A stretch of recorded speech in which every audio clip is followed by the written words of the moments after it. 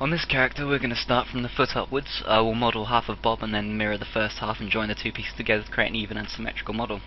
The reference images we're using are pretty rough and slightly disproportionate. That's because they were sketched rather hastily, but we can remedy that when we go into the modelling. As I said, we'll start from the foot up. You could start from the torso and extrude out, but techniques are always different with different people. So put your 3D cursor at Bob's foot by left clicking, and then line it up using both the images. Yeah, that'll be fine. Okay, and we'll just add the cube, add a mesh, or a polygon mesh, cube, go to add mesh cube, there we go, and your cube should pop up and you should be in edit mode. Quickly I'm just going to change the material so it's easier for you to see. There we go, red should be fine.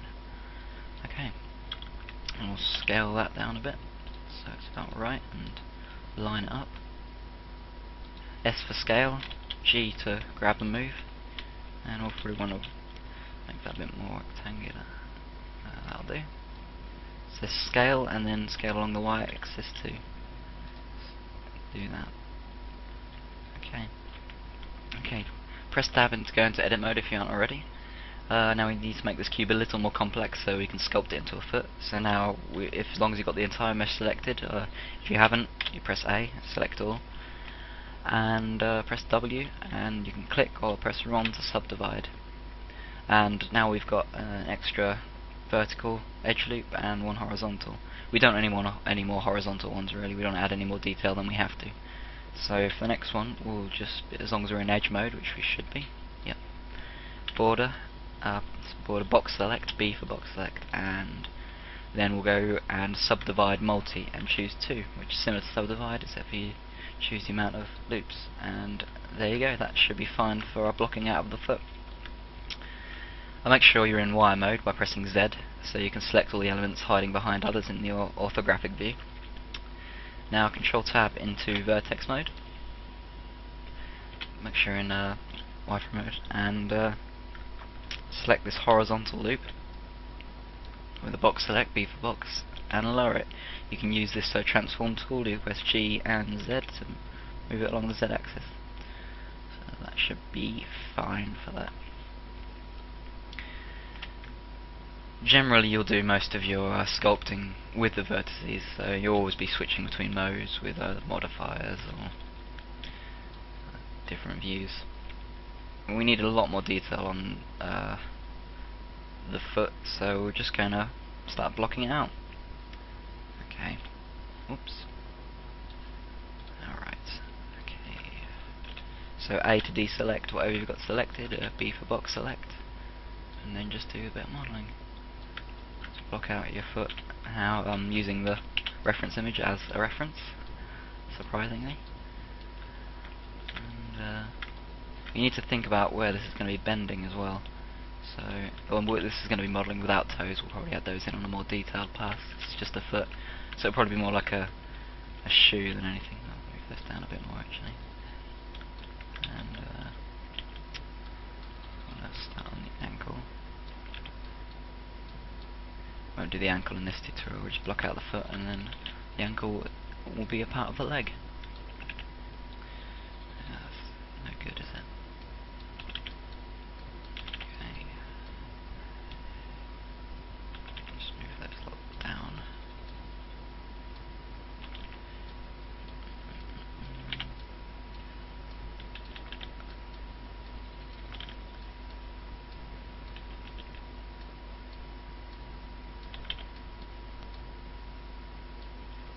Yeah, it's looking more like a shoe than anything. But I think that will suffice for what we need to do for now. Oops.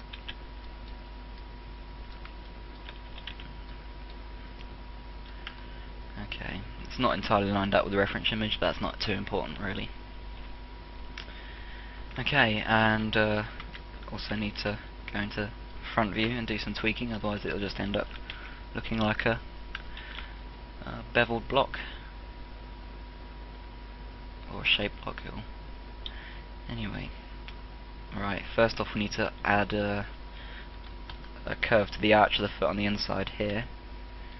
So just select this slot. You could also use soft selection for this kind of thing. Okay, we'll probably use that in a while. There we go, that's looking a bit better. And the outside foot tends to have a little bit of an arch, and since this guy's quite skinny, it won't be very flat, so we'll just have a little bit there. Just a tiny bit. It's usually completely flat. Well, nearly completely, so we'll just alter that up a little bit. Oops. There we go. There we go, it's looking not too bad. Want to scale this slot in to get the side of... Oops.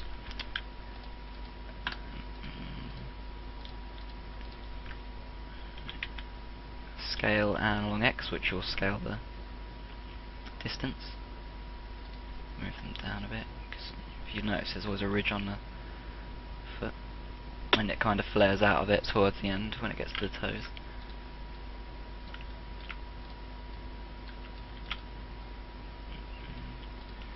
Move these things up slightly. This one out of it as well. You could add a few more edge loops around here where it's going to bend. You might want to do that when we go to finish off the last pass. And add a little bit of curvature for the ball of the foot, or the heel, sorry. Okay, that should... We'll scale this as well, using the edges though. Oops.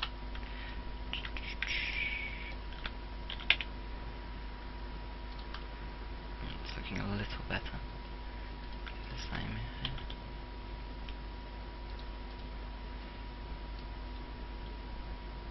Yeah. Need to scale this slot as well.